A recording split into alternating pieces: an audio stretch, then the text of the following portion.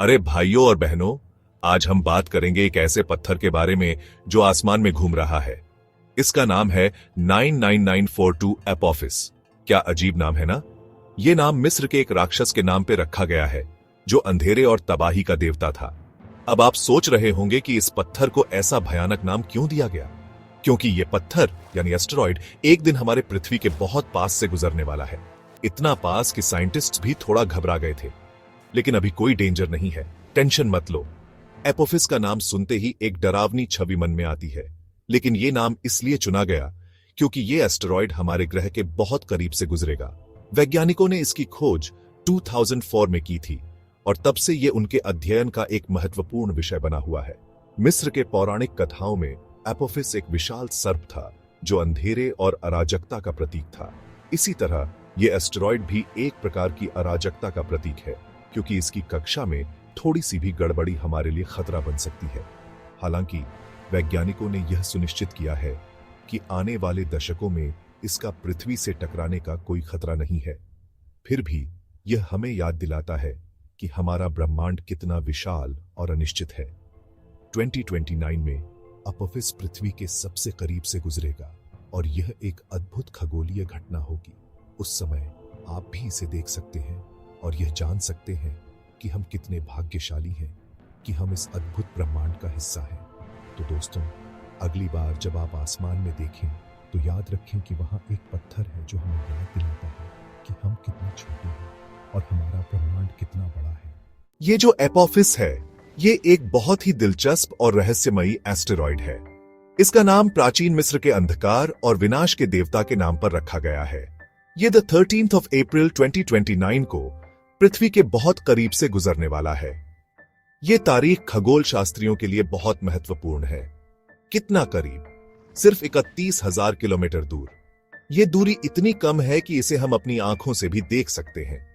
यह तो हमारे जियोस्टेशनरी सैटेलाइट से भी करीब है, जो कि रोज टीवी सिग्नल्स भेजते हैं। ये सैटेलाइट्स पृथ्वी से लगभग 35,786 किलोमीटर की दूरी पर होते हैं। सोचिए, ये एस्टेरॉयड हमारे टीवी सिग्नल्स भेजने वाले सैटेलाइट से भी करीब से गुजरेगा। ये एक अद्भुत और दुर्लभ घटना है। साइंटिस्ट का कहना है कि ऐसा नजारा फिर 1000 साल तक देखने को नहीं मिलेगा। ये एक ऐसा मौका है जिसे कोई भी खगोल शास्त्री मिस नहीं करना चाहेगा। तो ये एक गोल्डन अपॉर्चुनिटी है एस्ट्रोनॉमर्स के लिए। वे इस घटना का बेसब्री से इंतजार कर रहे हैं। वो इस एस्टेरॉयड को बड़े ही गौर से स्टडी कर पाएंगे। इससे हमें अंतरिक्ष और हमारे सौर मंडल के बारे में और भी जानकारी मिलेगी। एपोफिस की इस यात्रा से हमें यह भी समझने में मदद मिलेगी कि ऐसे एस्टेरॉयड्स का पृथ्वी पर क्या प्रभाव हो सकता है। यह अध्ययन भविष्य में हमारी सुरक्षा के लिए भी महत्वपूर्ण हो सकता है।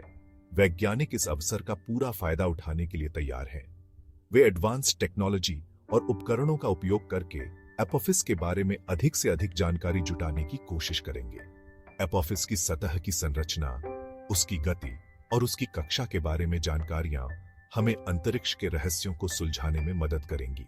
तो तैयार हो जाइए 13 अप्रैल 2029 को इस अद्भुत खगोलीय घटना का गवाह बनने के लिए। यह एक ऐसा अनुभव होगा जिसे आप कभी नहीं भूल पाएंगे। अब आप सोच रहे होंगे कि यह एस्टेरॉयड सिर्फ पास से गुजर जाएगा, तो इसमें इतना क्या स्पेशल है?